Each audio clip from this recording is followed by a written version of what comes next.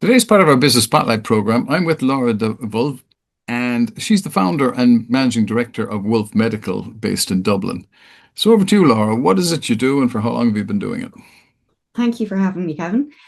So I'm a leadership consultant and trained coach, and I work with medics in the pharma industry. So I set up Wolf Medical about 3 years ago. And Yeah, my background is that I did a PhD and then I worked for 15 years in the pharma industry, kind of in and with medical affairs teams internationally. So I got to see firsthand how medical affairs get trapped and overwhelmed in that cycle of constant firefighting of all their tasks, which prevents them from maybe having the impact that they really want to have.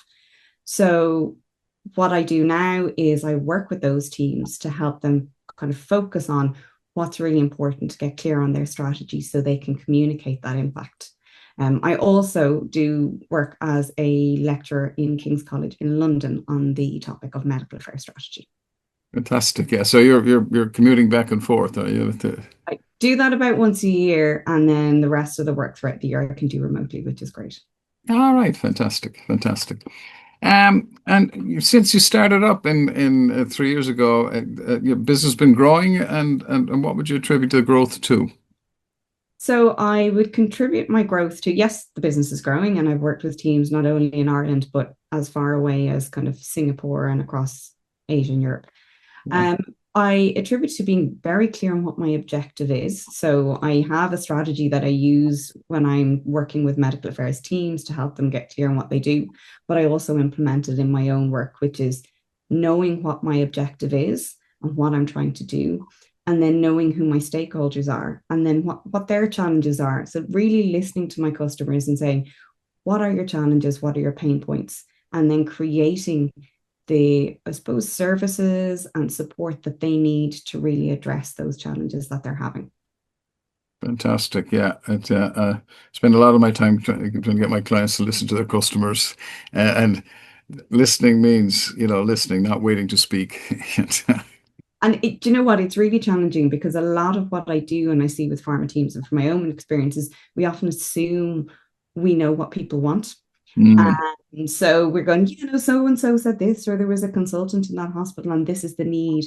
We actually have to go out and kind of pressure test and really listen to people and hear how they say it in their own words. Like, what is the real pain point? And have they actually ever really tried to solve for that pain point?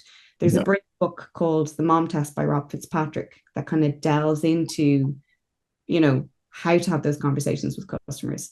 And it's actually one I talk about when I'm training teams because I just think you really, as you said, need to listen to hear what they're saying rather than just to respond.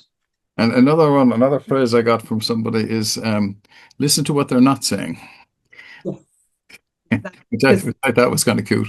But And it is, and I think that's one of the reasons like I love coaching is you have to sit there and hold the space because if you jump in with the question and you have a closed question or you assume you know the answer, you miss all those things that they're not saying. yeah, And yeah, yeah, and I think it's by hearing what they're not saying that you really find the things that people are struggling with. exactly, exactly. I couldn't agree more. And I know in my own coaching business, if I attempt a shortcut and make a statement saying, you should be, I get slapped back very quickly. So, there's no point in doing that. I have to get my questions right to get to the area that we need. Um, Fantastic. If you had to start from square one in business, what would you do differently? That's a really good question. I think I would probably shift more to networking in person. So at the beginning, I did an awful lot of research and tried to reach out to people. And there's always that fear of kind of putting yourself out there. So I think it's putting yourself out there because you would grow and adapt and you learn what people need over time. Mhm. But also getting face to face with people and really hearing what they're saying is a much better way to build relationships than trying to do it remotely through, you know, messaging online or social media. Yeah, hence we get to talk to people. Because I know about you, but if I hook up with somebody online on LinkedIn or whatever, and they immediately try to sell something to me, it kind of tease me off a bit. Those, or I was going to say, I have a spam folder full of emails of going, I looked at your website and you need this. I'm like, that's probably not the way to go. Yeah, exactly. So as we were chatting earlier, you tend to kind of subcontract out the work. What do you look for? What are your biggest learnings when you're looking to kind of subcontract work out from your business? So I actually find having people who understand what you need, that you can trust, and will go and do that work without maybe always waiting for you to give them every single instruction. I work with a fantastic team who, once we sit down and chat and say, look, this is what I'm looking for, they'll either come up with suggestions, but I know I'll hand stuff out. If I hand stuff over and I haven't given them every single thing they need or they're not quite clear, they'll always come back and check. But I Hmm. think the importance of clarity and communication is huge. Like with any relationship, when you're clear on what you want and that you check the other person understands what you want. Yeah, It's yeah, really, we're full of sayings, and what we say is true communication is the response you get.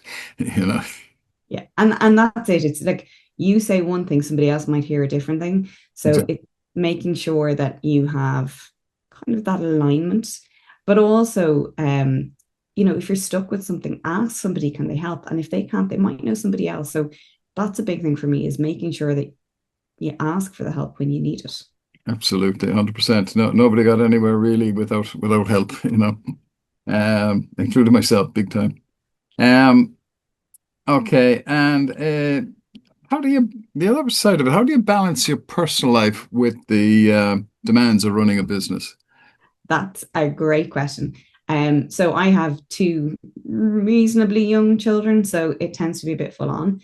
And I'm lucky that I can structure the business around what they need. So what I tend to do is look at, what does my family need? And then fit the business around that. Occasionally, clients will need a workshop or they'll need coaching or training that goes outside of that, in which case I need to have a good conversation at home and my husband to make sure everything is kind of organized. But I think one thing that I learned a long time ago, and that was when I was working in pharma, is your personal life is really important and carving out that personal life. And if you don't have that balance, then you get burnt out very quickly. So, in order to have the time to think strategically or to be really clear and intentional in what you're doing, and also to have the right level of energy, because if we don't charge our batteries, they're going to go flat. So it's, Yeah. switch off email in the evening and, hold those boundaries. It is definitely challenging to do that. Sometimes, work creeps in. But if I do that and I work late, I know that I'm not going to be as effective the next day. Mm. So it's knowing that you have to take those breaks, and that also when you start to feel overwhelmed, and I go through this with clients quite a bit, it's you need to take that step back to go, actually, am I still on track? Am I focusing on the right things to kind of move the business forward? Because it's very easy to get stuck in the weeds and caught up in the day to day and not actually do the things that move you forward. Yeah, yeah, no, that's fantastic, Laura, because I know my male friends get it the wrong way around, our clients rather, they get it the wrong way around, and I really have to applaud. But female clients are much better at this balance thing, and I think it's just the intention going into it, or the objective, as you say, clarity of objective. No, fantastic, well done. Um, and again, I think you touched on this, but what are the qualities you look for, in the team, that your support team, and how do you foster a positive and productive work environment? You talked about trusting them and understanding. How did you make that happen, if you like? Well, I know from having kind of worked in teams before and having had managers that for me, what I find really important is regular communication. So checking in, explaining what's needed, checking that they understand, having that regular communication, but also the feedback. So if something isn't working quite the way I want it, that's absolutely fine, because it takes time for relationships to grow and people to understand what you need. But give them that feedback, but do it in a constructive manner. Say, look, actually, I would have preferred this. My team are great. They always do that, and they learn and then they iterate it differently the next time. Mm. The thing is to say thank you. because if somebody's doing something for you, there isn't nothing worse than if that's not appreciated or it's not seen. So show them that you appreciate what they do. So I'd often say, thanks a million for doing that. I really appreciate it. Um, Fantastic. yeah. Fantastic. Yeah, that's kind of straight out of the One Minute Manager, I think, the book, and we don't do it enough. I know I have to catch myself from time to time as well. We don't do it enough. But well done on that. Um, I suppose just to round up, what are some common misconceptions about running a business, and how do you address them? So I think it's from the outside, people see an awful lot of, like it looks really shiny, or they see the websites and they see the pictures and social media. God, that's great. They don't understand the level of work that goes in behind that.